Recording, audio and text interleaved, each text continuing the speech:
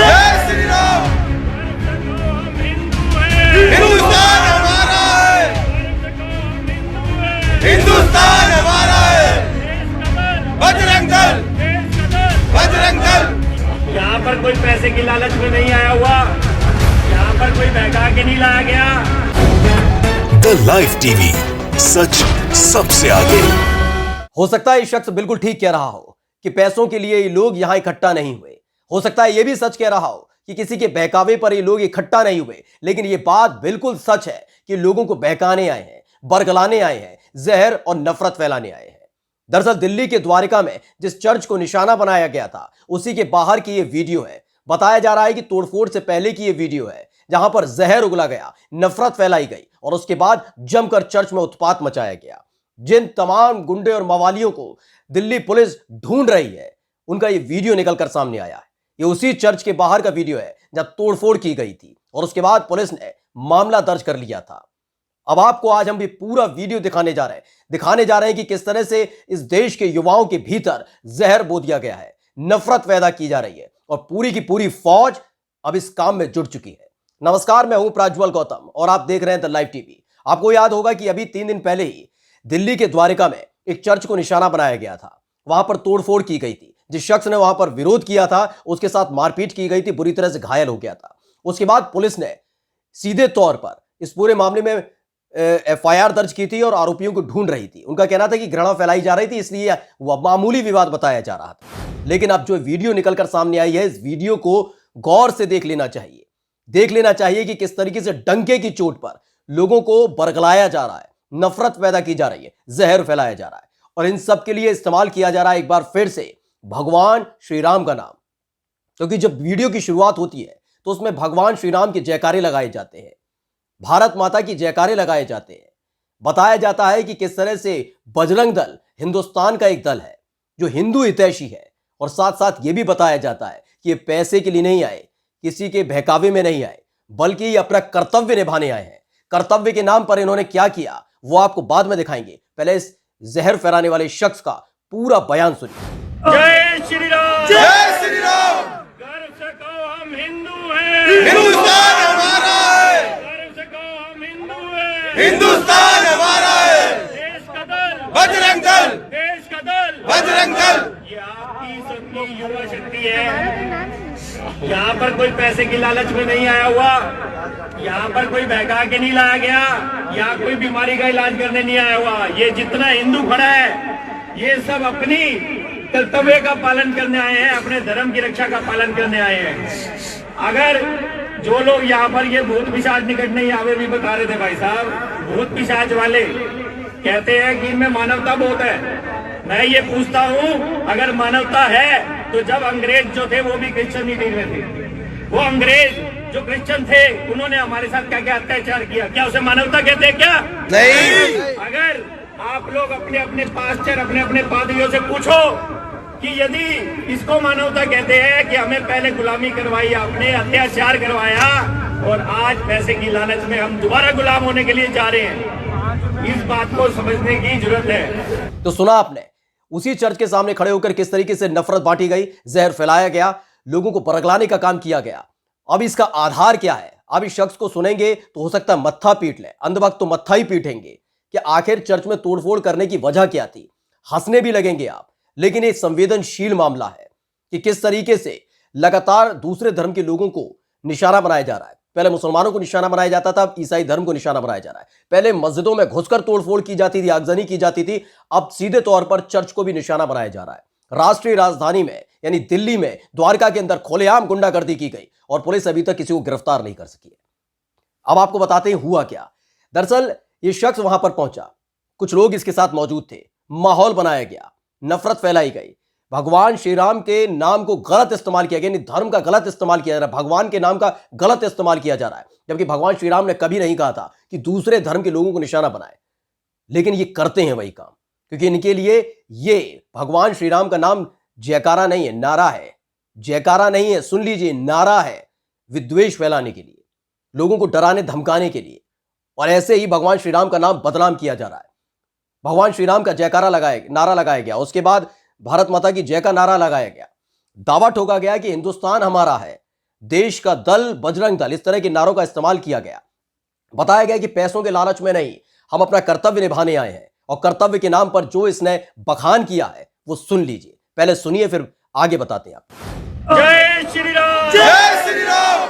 गर्व से कहो हम हिंदू हैं। हिंदुस्तान हमारा है। गर्व से कहो हम हिंदू हैं। हिंदुस्तान हमारा है। देश का दल, बजरंग दल। देश का दल, बजरंग दल। ये आपकी सबकी युवा शक्ति है।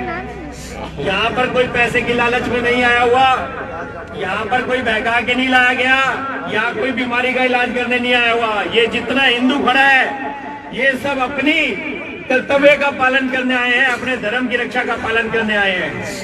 अगर जो लोग यहाँ पर ये भूत पिशाच निकट नहीं आवे भी बता रहे थे भाई साहब, भूत पिशाच वाले कहते हैं कि इनमें मानवता बहुत है। मैं ये पूछता हूँ, अगर मानवता है तो जब अंग्रेज जो थे वो भी क्रिश्चियनिटी में थे, वो अंग्रेज जो क्रिश्चियन थे उन्होंने हमारे साथ क्या क्या अत्याचार किया, क्या उसे मानवता कहते हैं क्या? नहीं। अगर आप लोग अपने अपने पास्टर, अपने अपने पादरियों से पूछो कि यदि इसको मानवता कहते हैं कि हमें पहले गुलामी करवाई, आपने अत्याचार करवाया और आज पैसे की लालच में हम दोबारा गुलाम होने के लिए जा रहे हैं, इस बात को समझने की जरूरत है। तो सुना आपने, ये 1947 से पहले की दुश्मनी निकालने आया हुआ है। यानी कि अगर इसके हिसाब से मान लिया जाए तो इस देश के प्रधानमंत्री को कभी भी ब्रिटेन नहीं जाना चाहिए, वहां के जो तमाम राष्ट्राध्यक्ष हैं उनसे मुलाकात नहीं करनी चाहिए, वहां के सांसदों से बात नहीं करनी चाहिए, ब्रिटेन से आज जी इसी वक्त ही संबंध खत्म कर लेने चाहिए, क्योंकि शख्स का कहना है कि अंग्रेजों ने हम पर अत्याचार किए थे, हमें अपना गुलाम बनाया था और एक बार फिर से वही गुलाम बनाने की नीति चल रही है।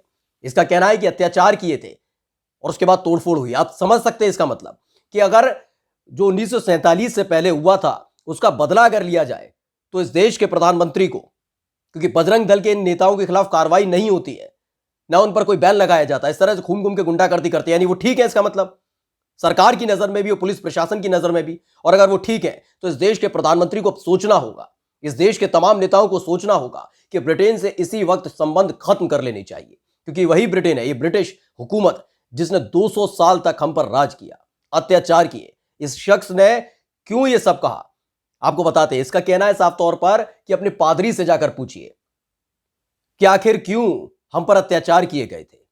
यानी अत्याचार 1947 के पहले का जिक्र किया और उसके बाद तोड़फोड़ की जाती है। इस हिसाब से तो ब्रिटेन से हमारा कोई रिलेशन नहीं होना चाहिए, लेकिन हमारे देश के प्रधानमंत्री मुलाकात करते हैं, बोरिस जॉनसन से मुलाकात करते हैं, तमाम वहां के जो और नेता हैं उनसे मुलाकात करते हैं, गलबहियां होती हैं, फोटो सार्वजनिक तौर पर सामने आती हैं, ये तमाम चीजें आती हैं। तो सबसे पहले तो उनसे ही सवाल पूछना चाहिए था, लेकिन बजरंग दल ने क्या किया? चेहरा चमकाई प्रथा के लिए के निर्वहन के लिए सबसे पहले एक चर्च को ढूंढा। चर्च दिल्ली के द्वारिका में स्थित था और वहां पर जाकर जमकर तोड़फोड़ की गई। बताया जाता है कि बजरंग दल के नेताओं और तमाम आरएसएस के कार्यकर्ताओं ने उसके अंदर घुसकर जमकर तोड़फोड़ की और जिस शख्स ने इसका विरोध किया उसके साथ मारपीट की गई, यानी बुरी तरह से घायल है। लेकिन उसके बावजूद भी पुलिस ने एफआईआर मामूली धाराओं में दर्ज की है। यह आप अंदाजा लगा सकते हैं। ये जो त्रिपुरा से आग उठी थी दूसरे धर्म और दूसरे संप्रदाय के लोगों को निशाना बनाने की, जिस तरीके से घरों में, बस्तियों में घुसकर, घरों में घुसकर, मस्जिदों में घुसकर तोड़फोड़, आगजनी, मारपीट, अनर्गल बातें की गई, वो धीरे धीरे आपने देखा कि किस तरह से हरियाणा के गुरुग्राम में पहुंचती है। भारतीय जनता पार्टी के नेता कपिल मिश्रा पहुंचते हैं, तमाम बजरंग दल और आरएसएस के कार्यकर्ता पहुंचते हैं।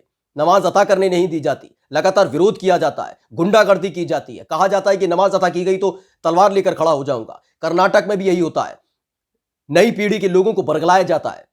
जय श्री राम के नारे के साथ हाथों में हथियार लेकर मस्जिद के अंदर घुसते हैं और साथ ही निशाना बनाने की कोशिश करते हैं इमाम को। लेकिन देखते ही देखते वो आग जो लगातार भाजपा शासित राज्यों में फैल रही थी वो दिल्ली तक पहुंच चुकी है, क्योंकि उन्हें मालूम है कि दिल्ली एक केंद्र शासित प्रदेश है, वहां पर पुलिस उनका कुछ नहीं बिगाड़ सकती, क्योंकि पुलिस सीधे तौर पर गृह मंत्रालय को रिपोर्ट करती है, दिल्ली सरकार को नहीं करती। और यही वजह है जिसके चलते जमकर गुंडागर्दी की गई। बताया गया कि जो अत्याचार इन लोगों ने हम पर किया था 1947 से पहले, 200 साल तक इन्होंने हम पर राज किया था, उसका बदला लेने आए हैं, अपना कर्तव्य निभाने आए हैं। लेकिन इन सब के बीच ये बताना ये भूल गए कि अगर यही सच है, यही अकाट्य सत्य है, तो ये बताएं कि प्रधानमंत्री के खिलाफ मोर्चा कब खोलेंगे, कब इस देश के तमाम उन नेताओं के खिलाफ मोर्चा खोलेंगे जो ब्रिटेन जाते हैं, वहां के राष्ट्रीय अध्यक्ष से मिलते हैं, वहां के नेताओं से गलबैयां करते हैं। क्या ब्रिटेन से हमारा संबंध होना चाहिए नहीं, अगर बजरंग दल ठीक है तो, और अगर नहीं है तो ऐसे गुंडे मवाली अब भी सड़कों पर कैसे घूम सकते हैं? कि उस बात को लेकर अब निशाना बनाया जाए, चर्च में तोड़फोड़ की जाए, गुंडागर्दी की अनंत कथा लिखी जाए। आप देखिए द्वारका के अंदर जो कुछ हुआ, उसके बाद सहमे हुए लोग, अब इस सवाल उठने लगा है कि शायद कुछ ऐसा घट रहा हो। वहां पर तमाम कहानियां गढ़ी जा रही थी कि कुछ ना कुछ घट रहा होगा, तभी क्या। अब तो एक वीडियो सामने आई, इसमें बताया जा रहा है कि जिस तरीके से अंग्रेजों ने अत्याचार किया था, जो वहां पादरी मौजूद है उससे पूछिए कि आपने हमसे गुलामी करवाई थी, यानी कि उसका बदला लेने के लिए अब ये जागे हैं। और अगर ये अब जागे हैं तो इन्हें सवाल सबसे पहले भाजपा के नेताओं से पूछना चाहिए। इन्हें तमाम सवाल पूछने चाहिए देश के प्रधानमंत्री से, देश के नेताओं से, लेकिन उस पर ये चुप्पी साध जाते हैं, क्योंकि इन लोगों का काम, बजरंग दल के नेताओं का काम सिर्फ नफरत फैलाना है, जहर फैलाना है, और यही इनका असल उद्देश्य है। नमस्कार। द लाइव टीवी, सच सबसे आगे।